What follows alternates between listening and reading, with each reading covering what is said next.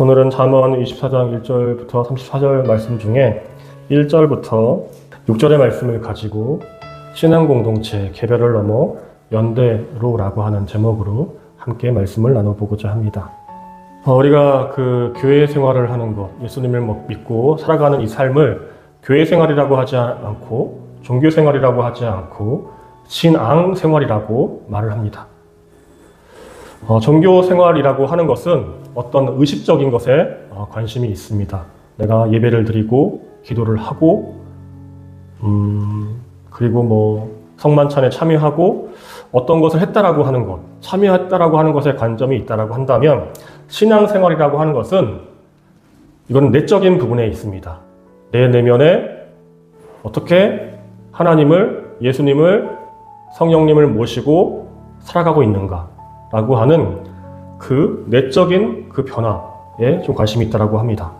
그래서 신앙생활이라고 하는 것은 내 내적인 변화를 통해서 실제로 행위가 달라지는 것을 말합니다. 그러면서 많이 비유하는 것이 이 신앙생활을 집을 짓는 것과 많이 비유를 합니다. 그런데 우리가 집을 짓는다고 한다면 우리가 신앙생활에 집을 짓는 것은 일반적으로 생각하는 그런 집을 짓는 것과는 약간 다릅니다. 우리가 집을 짓는다고 할 때 왜 그 집을 지으려고 생각을 할까요?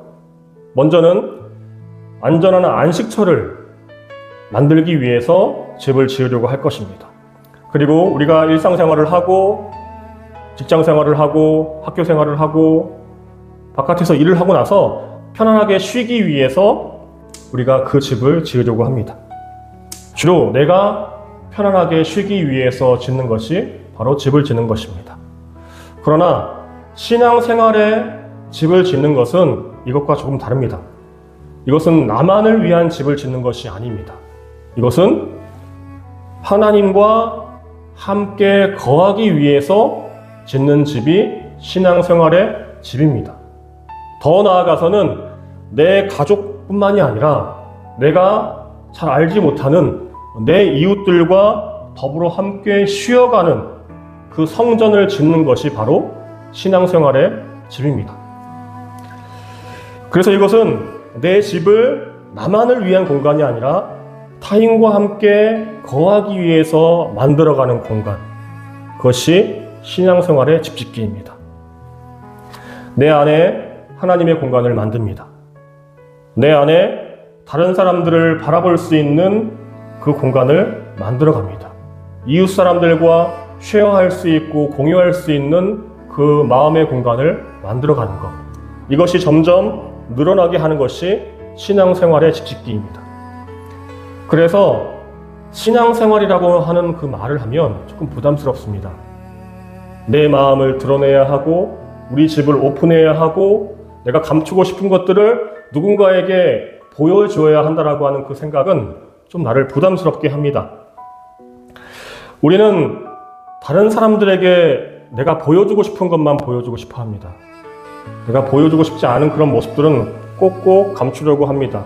집에는 정리되지 않은 우리의 집이 있으면 그것을 다른 사람들에게 오픈하고 싶지 않아 해요.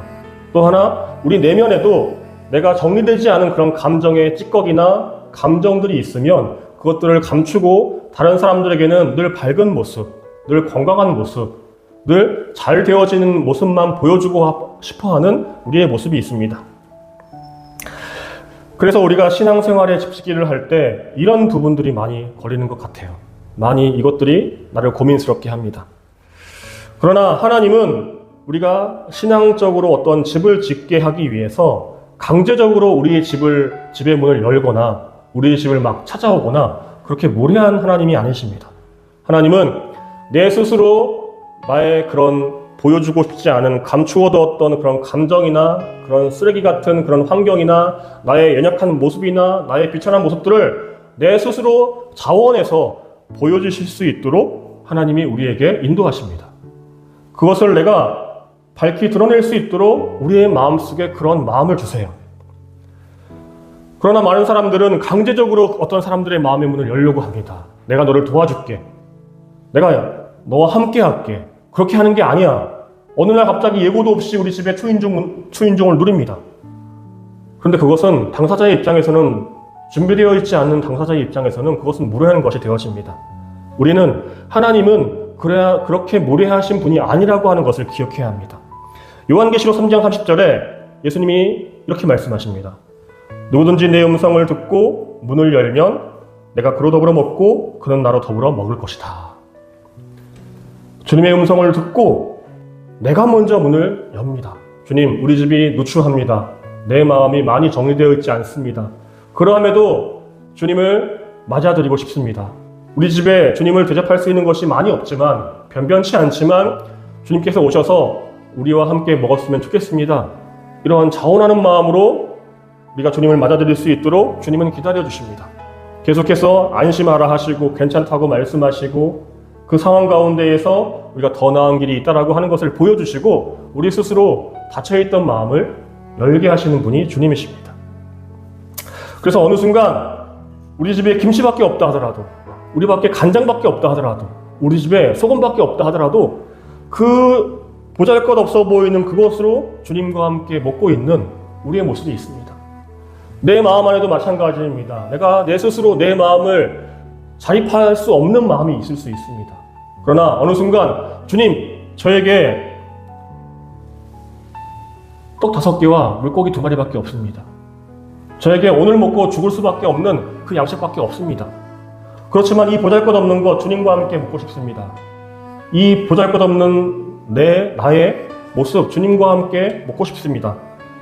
그러면서 주님과 함께 먹고 있는 모습을 봅니다.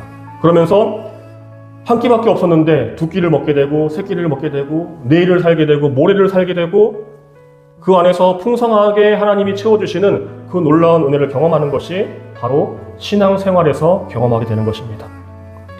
그리고 이렇게 주님과 더불어 먹고 마시면서 사람이 떡으로만 살 것이 아니라 하나님의 말씀으로 살아갈 수 있는 것이 있구나 라고 하는 것을 알아가는 것이, 그런 간증이 넘쳐나는 것이 바로 신앙생활의 신비임을 우리는 기억해야 하겠습니다.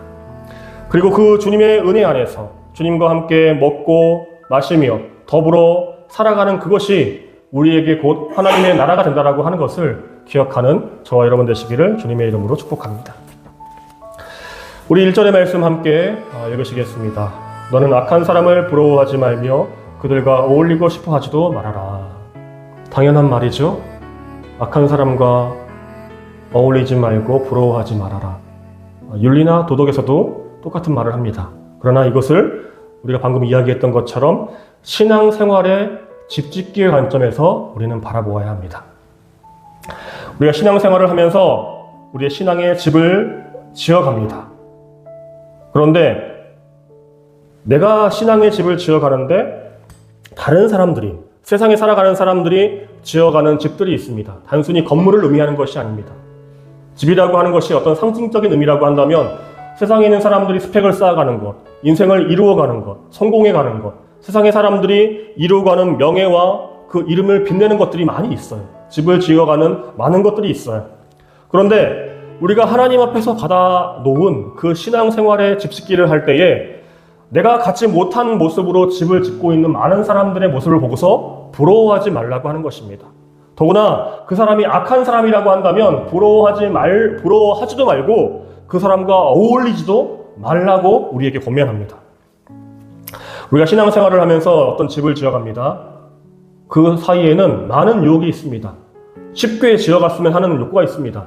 사람들이, 특히 한국 사람들에게는 이런 유전자가 있는 것 같아요. 어떻게 하면 일을 쉽게 할까? 어떻게 하면 이 일을 효율적으로 많은 시간을 들이지 않고 많은 품을 들이지 않고 빠르게 이것들을 해결할 수 있는 방법이 무엇일까? 라고 하는 그것을 고민하고 그것을 이루어가는 모습이 우리 한국 사람들의 DNA에 있는 것 같습니다. 그러나 이 신앙생활의 집짓기에는 그렇게 하면 안 됩니다. 빠르고 빨리 가는 것이 중요한 것이 아니라 방향과 그 과정에서 정의와 공의를 가지고 지어가는 것이 굉장히 중요합니다.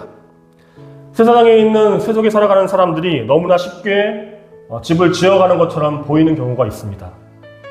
그리고 그것들이 내가 보았을 때에 내가 짓고 있는 집을 보면서 조금 그 안에서 위축되는 우리의 모습이 있습니다. 그 속에서도 우리는 그 사람들을 보고서 그 유혹에 넘어가면 안 된다고 하는 것입니다. 한번 생각해 보세요. 눈 한 번만 감으면 1년 만에 집이 쑥쑥 올라가는 사람들이 있어요. 정말 부럽겠죠. 저렇게 빨리 지어간단 말인가? 1년 만에 초등학생이 대학생이 되는 사람들이 있어요. 1년 만에 인격이 굉장히 좋아지는 사람이 있어요. 1년 만에 체중을 20kg나 감량하는 사람들이 있어요. 이런 것처럼 1년 만에 신앙의 지역을 지어가는데 그 사람의 외향이 외적으로 보여주는 모습이 너무나 품이 있어 보이고 너무나 가치 있어 보이는 삶이 있을 수 있다고 하는 것입니다. 우리의 눈이 휘둥그레질 수 있어요. 부러워할 수 있어요. 더군다나 그렇게 무언가를 쉽게 이루어가는 사람들이 넘쳐난다면 오늘날에는 많은 사람들이 지금 금융투자에 열광하고 있습니다. 더군다나 한국은 지금 주식투자에 열광하는 지금 사회가 되었습니다. 많은 사람들이 주식투자를 하기 위해서 대출을 받고 거기에 투자하는 사람들이 있어요. 왜냐? 주위에 너도 나도 많은 사람들이 투자를 해서 거기에서 많은 수익을 거뒀다고 하기 때문에 그것이 무엇인지도 모르고 그렇게 투자하는 사람들이 많이 있습니다. 그러나 신앙의 집짓기를 하면서 우리도 그렇게 보일 수 있다고 하는 것입니다. 내가 갖고 있는 것이 너무나 보잘것없이 보일 때가 있어요. 마음이 흔들려요. 내가 걸어가고 있는 이 길이 맞는지 흔들릴 때가 있습니다. 그런데 내가 하나님 앞에서 받은 것을 가지고 이 길을 걸어간다면, 이 집을 짓고 있다라고 한다면 성경은 말합니다. 부러워하지 말라는 것입니다. 다른 사람이 가지고 걸어가고 있는 것을 부러워하지 말라는 것입니다. 하나님은 내가 가지고 있는 것을 그 사람에게 주시지 않았다라고 하는 것입니다. 하나님이 나에게 이 집을 지으라고 하는 이 반석을 주셨다면 이 반석의 집을 짓고 있는 것이 나에게는 보화라고 하는 것이라고 하는 것을 성경을 이야기합니다. 우리가 짓는 집은 세상 사람들이 짓는 흙이나 나무나 집으로 짓는 것이 아닙니다. 풀과 나무와 집으로 짓는 집은 금방 화려하게 지을 수 있습니다. 그러나 우리의 신앙의 집은 지혜와 명철과 지식으로 지어져 가는 것입니다. 지혜와 명철, 지식, 이 다 어디에서 오는 것이죠? 하나님이 공급해 주시는 것입니다. 풀과 나무와 짚은 세상에 널려 있는 것입니다. 그러나 세상 속에서 하나님이 주시는 지혜와 명철과 지식 발견하기 어렵습니다. 그래서 우리가 하나님이 주시는 그 반석 위에, 그 믿음의 반석 위에 이것들로 집을 지어가는데 조금 더딥니다. 하나님에게서 바로 공급될 수도 있지만 내가 그것들을 잘 발견하지 못해서 천천히 지어져 갈 때도 있습니다. 그리고 하나님께서 주시는 그 지혜와 명철과 그 지식이 참으로 진리로 보여지지 않을 적에는 가끔은 초라하게 여겨질 때도 있습니다. 그러나 하나님이 주신 것이라고 한다면 지금 토대만 놓았다 하더라도 이것은 영원한 생명의 관점에서는 하나님이 주시는 절대 흔들리지 않는 그 집을 짓고 있는 것입니다. 우리가 가지고 있는 그 집이 초라하게 느껴진다고 한다면 어느 순간 그 사람이 가지고 있는 것에 대해서 부러움을 느끼게 됩니다. 그리고 그 부러움은 그 사람과 그것들과 어울리고 싶어하는 마음이 생깁니다. 그리고 그 어울리고 싶어하는 마음은 결국 나 또한 그러한 삶으로 이끌어가는 동화의 삶으로 이어지게 됩니다. 오늘 1절의 말씀은 부러워하지 말라는 것에서 더 나아가서 그 악한 사람과 어울리고 싶어하지도 말라고 말씀하십니다. 부러워하지도 말고 어울리고 싶어하는 것도 너에게는 그것이 복이 아니라고 말씀하세요. 우리의 마음이 기울어지면 우리의 삶의 방향이 바뀝니다. 사람은 마음에 갖고 싶어하는 것 쪽으로 우리가 방향이 옮기잖아요. 어린 시절 보면 딱지가 좋을 때는 딱지만 모읍니다. 어떤 카드가 좋아 보일 때는 카드만 모입니다. 어떤 만화책이 좋아 보일 때는 만화책만 모읍니다. 어떤 장난감이 좋을 때는 장난감만 모읍니다. 그리고 어떤 게임이 좋을 때는 그 게임만 합니다. 사람은 내 마음에 좋아 보이는 것에 우리의 삶의 방향이 나아가게 되어져 있고 거기로 걸어가게 되어져 있습니다. 그런데 세상이 보여주는 것은 우리가 좋아 보이고 보암직하고 먹음직스러울 수 있으나 결국 그것들은 뜨거운 불 앞에서 사그라져 버리는 것이 되어진다라고 하는 것 기억해야 합니다. 오늘 있다가 내일 없어질 것이 됩니다. 풀과 나무와 집, 오늘 불이 한번 붙으면 결국 내일 아무것도 없습니다. 그러나 지혜와 명철과 지식은 금과 은과 보석과 같은 존재들, 보석과 같은 것들입니다. 지혜와 명철과 지식을 받았다면, 하나님이 주시는 지혜와 명철과 지식을 내가 어려운 곳 가운데 이렇게 겨자씨 하늘만큼 받았다면, 그것은 뜨거운 불이 왔을 때에 더욱더 반짝이는 보석으로 영원하게 남게 됩니다. 우리가 한번 실수를 했어요. 하나님 앞에 하나님 말씀보다는 내가 하고 싶은 욕구와 내 마음대로 나아갔을 때 얻었던 것들을 위해서 나아갔는데, 거기 안에서 이것이 잘못되어졌구나, 경험된 하나님의 진리는 그 이후에 영원히 잊어지지 않습니다.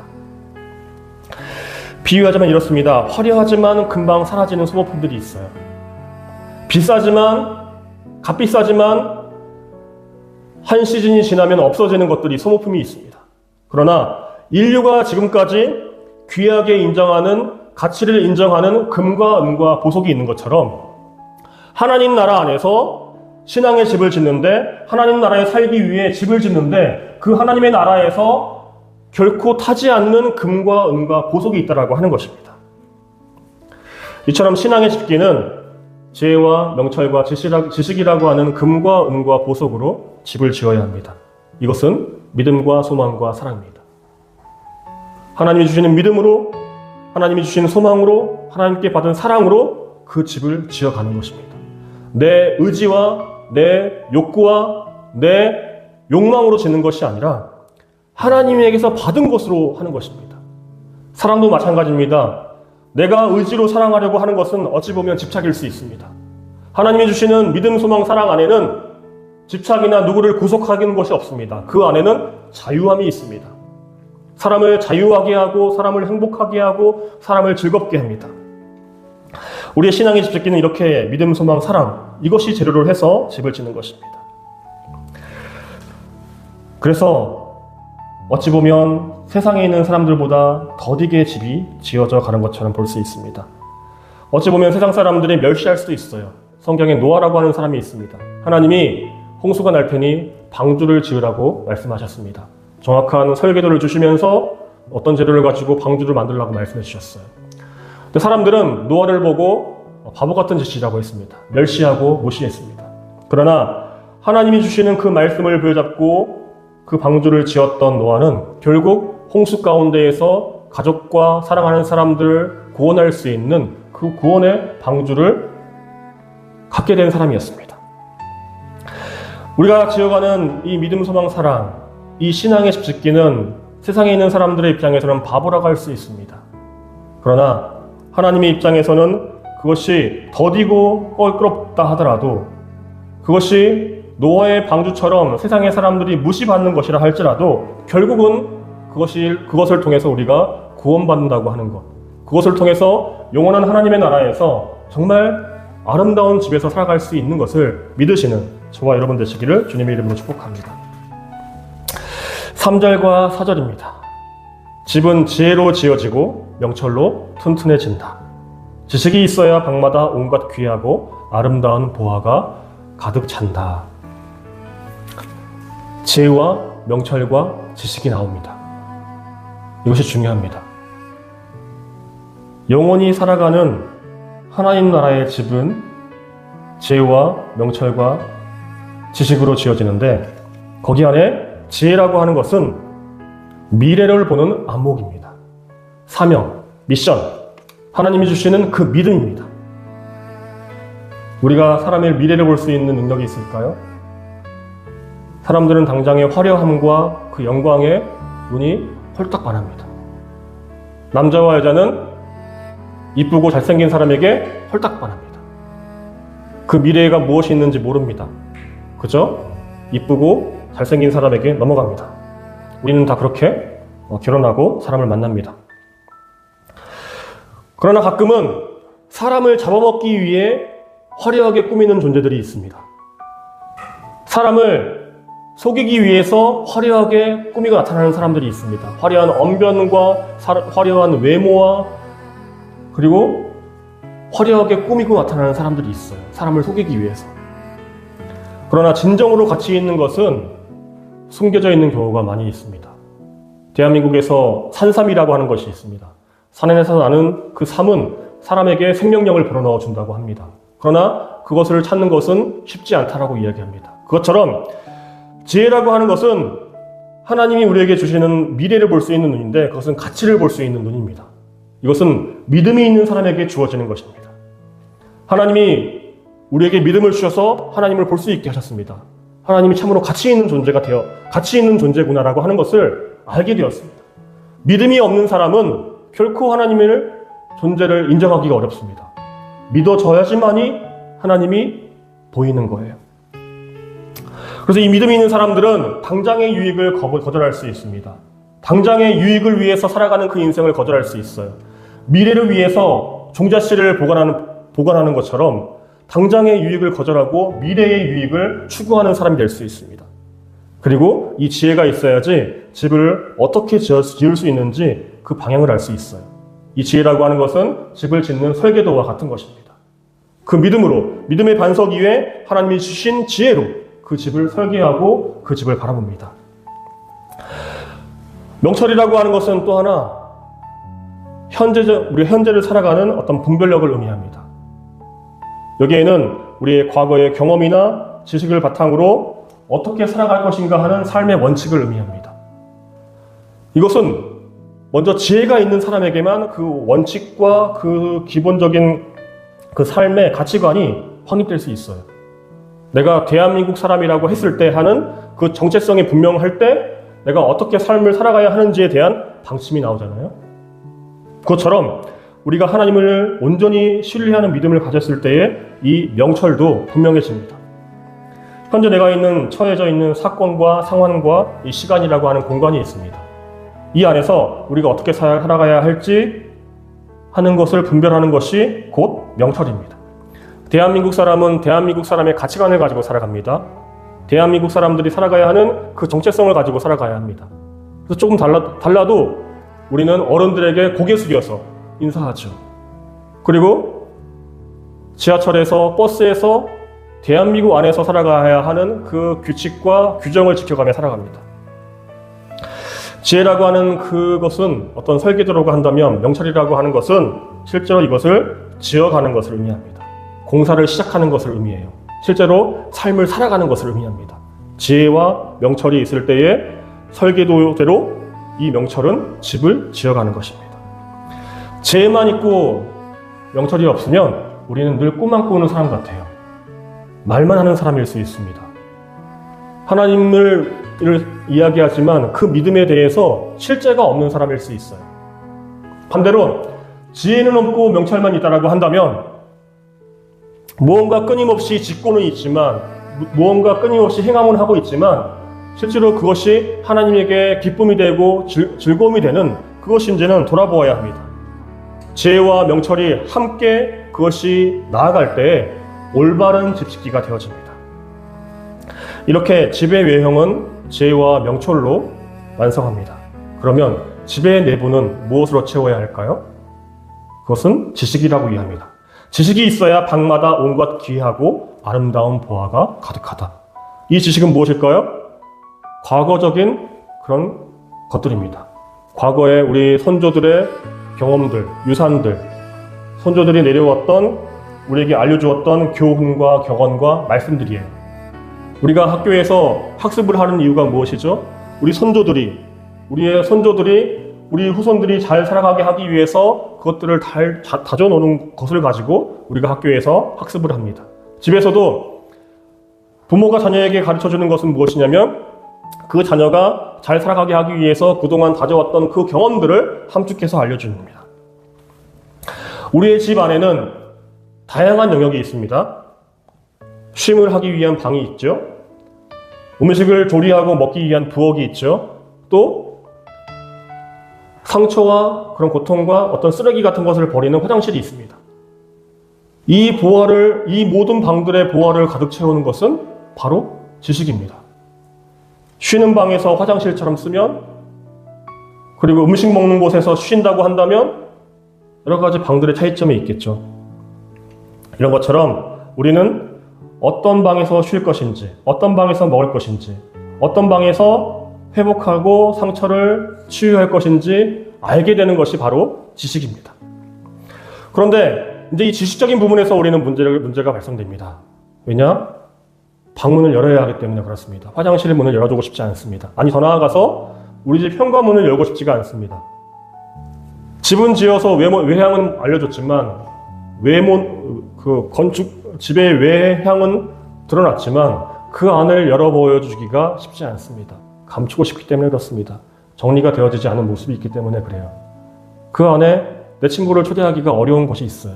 더군다나 하나님이 우리 집에 오신다고 한다면 조금 청소를 하고 정리도 하고 해야 될 텐데 라고 하는 그런 것들 때문에 주저하는 마음이 있습니다. 그러나 우리 집의 방을 채우기 위해서는 문을 열어야 합니다. 지식의 말씀에, 하나님의 말씀에, 내 방에, 쉬는 방에, 잠자는 방에, 음식 만들어 보는 부엌에, 화장실에, 거실에 그 하나님의 지식의 말씀을 거기다 놓아야 해요. 그걸 놓지 않으면 그 방 안에 금은 보석으로 채워줄 수가 없습니다.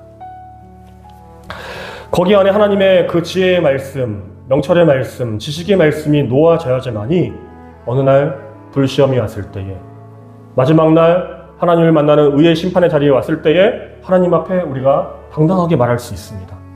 우리 안에, 내 집 안에 하나님이 주신 이런 것들이 있습니다. 말할 수 있는 거예요. 거기 안에 그런 주님이 주신 말씀들로 채워져 있는 것이 있을 때에 거기 안에 타지 않는 금과 은과 보석이 남아서 그것이 우리를 보증합니다. 그러나 게으른 사람들은 어떻게 하는지 아십니까? 듣지 않습니다. 게으른 사람들은 좀 더 자자, 좀 더 눕자 합니다. 그러면 강도처럼 가난이 찾아오는 것입니다. 단순히 경제적인 논리만이 아닙니다. 우리의 신앙의 부분은 보이지 않기 때문에 내일 해야지, 다음에 해야지. 하나님을 만나는 것이 정말 멀게 느껴지기 때문에 당장 우리는 그것에 대해 생각하지 않지만 그날과 그때는 아무도 모릅니다. 그렇기 때문에 우리는 지금 순간순간 우리 내면에 있는 그 방해 문들을 하나님의 지혜의 말씀으로, 명철의 말씀으로, 지식의 말씀으로 그것들을 채워넣는 그런 간증들이 있어야 합니다. 이렇게 믿음과 소망과 사랑, 이것들을 가지고 우리가 했던 그 믿음, 행함, 이 간증들을 가지고 하나님 앞에 나아간다라고 하는 것 기억하시기 바랍니다. 5절의 말씀입니다. 지혜가 있는 사람은 힘이 센 사람보다 더 강하고 지식이 있는 사람은 기운이 센 사람보다 더 강하다. 하나님 보시기에 약한 사람들은 하나님을 의지 않고 자신의 힘과 자신의 폭력을 의지해서 나아가는 사람이 하나님 보시기에 행악자입니다. 악한 사람입니다. 그래서 그 사람들은 육체의 힘을 의지합니다. 그 사람들이 가지고 있는 그 폭력적인 힘을 의지합니다. 그리고 세상은 힘센 자가 이긴다고 말합니다. 실제로도 힘이 센 사람이 이기는 것 같습니다. 이란과 미국이 싸워서 힘센 미국이 이기잖아요. 힘 약한 이란은 결국 힘센 미국에게 뭘 못하잖아요. 세계의 많은 사람들이 미국에게 아무 말도 못하잖아요. 미국에게 싫은 소리 하는 나라는 없습니다. 왜? 미국이 실제로 힘이 세고 강하고 미국이 잘못 보이면 이란처럼 우리에게도 제재를 가할 수 있기 때문에 사람들은 힘센 사람의 눈치를 봅니다. 최근에 힘으로 조카를 몰아내고 왕위를 차지한 사람이 있습니다. 그리고 그 영화가 흥행했습니다. 힘으로 쿠데타를 일으켜서 정권을 뒤엎을 수는 있습니다. 그러나 폭력적인 힘으로 질병을 막을 수 없습니다. 폭력적인 힘으로 두려움을 막을 수는 없습니다. 자신이 가지고 있는 힘으로 사람의 나이듦과 노화를 막을 수 없습니다. 힘으로 약자를 괴롭히고 두 발 뻗고 편하게 잠을 잘 수는 있어요. 과거에 때린 놈은 편하게 못 자고 맞은 사람이 편하게 잤다고 했지만 요즘 바뀌었습니다. 때린 사람이 편하게 자는 것입니다. 힘이 세고 때린 사람이 편안하게 잘 수 있어요. 그러나 하나님의 영원한 심판 앞에서 당당하게 설 수 있는 사람은 곧 하나님 앞에 지혜와 명철과 지식이 있는 사람입니다. 그리고 이 행악자들의 강포를 이길 수 있는 것은 지혜와 지식입니다. 제갈공명이 삼국지에 적벽대전에서 대승을 거릅니다. 대군 앞에서. 자연의 이치를 깨달아서 그 적벽대전이라고 하는 그곳에서 대승을 거둡니다. 임진왜란은 때 이순신 장군이 일본군을 맞이해서 명량해전에서 대승을 거둡니다. 자연의 이치를 알았기 때문에 그렇습니다. 하나님이 주시는 지혜와 명철이라고 하는 이 이치를 가지고 있는 사람은, 이 지혜를 가지고 있는 사람은 원리를 알고 있는 사람입니다. 미래를 보는 안목을 갖춘 사람입니다. 이 미래를 볼 수 있는 사람은 힘이 있는 사람을 이길 수 있습니다. 이런 말이 있어요. 힘이 센 놈이 강한 것이 아니라 끝까지 살아남은 사람이 강하다고 하는 말이 있습니다. 미래를 볼 수 있는 사람은 끝까지 살아남을 수 있습니다.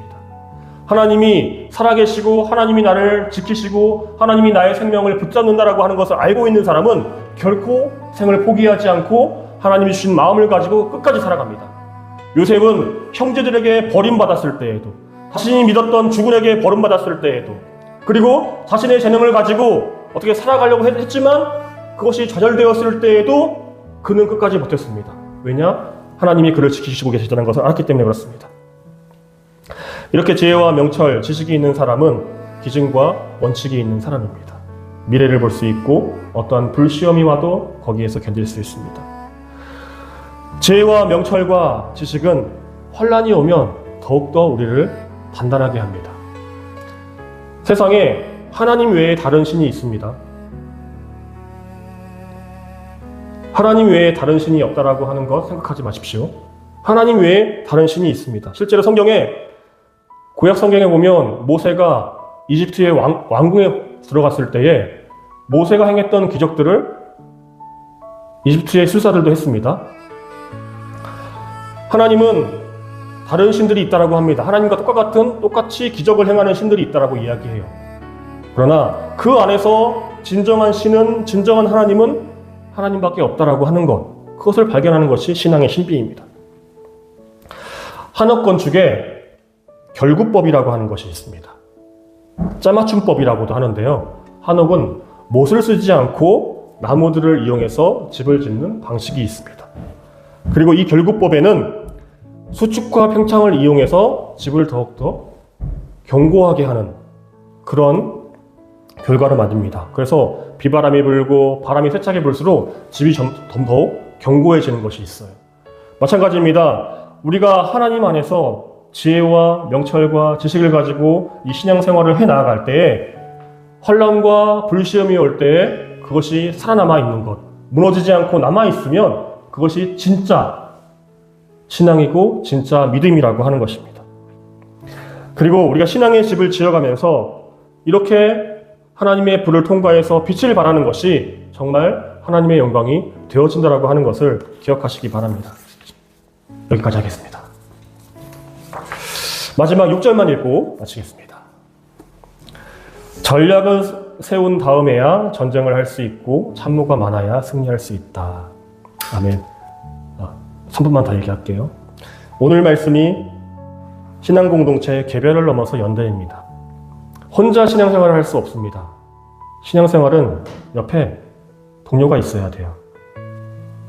전략과 전술이 있고 참모가 있어야지 전쟁을 잘 할 수 있습니다. 이 참모들은 누굴까요? 조언자들이죠. 다윗은 죄를 지었을 때에 나단이라고 하는 선지자의 질책을 통해서 회개할 수 있었습니다. 우리 교회도 마찬가지입니다. 우리 신앙생활도 마찬가지예요. 함께 어울리고 나와 다른 사람들과 부딪히고 그 속에서 우리가 더욱더 온전한 그 집을 지어갈 수 있습니다. 내가 힘들 때 기도해 주는 사람들이 있고요. 문제가 생겼을 때 조언을 해주는 사람들이 있습니다. 그래야지 믿음의 공동체가 전쟁에서 승리할 수 있습니다. 내가 믿음의 전쟁에 나아가서 승리할 수 있어요. 껄끄럽다고 다른 사람들을 멀리하면 남는 것 아무것도 없습니다. 껄끄럽다고 다른 교회를 멀리하면 나와 다른 교단이라고 멀리하면 그것 온전해질 수 없습니다. 편식하면 건강하지 못합니다. 마찬가지입니다. 신앙생활 안에서도 신앙공동체도 한 가지만이 아니라 다양하게 함께 연대하고 그 안에서 공동체 생활을 해나갈 때에 우리는 건강해질 수 있습니다. 그리고 그런 다양함을 우리의 신앙의 집 안에 넣어놓을 때에 이 신앙의 집은 더욱더 풍성한 그 기쁨과 즐거움과 영광이 드러나게 될 것입니다. 이것을 기억하며 살아가는 저와 여러분 되기를 주님의 이름으로 축복합니다. 기도하겠습니다.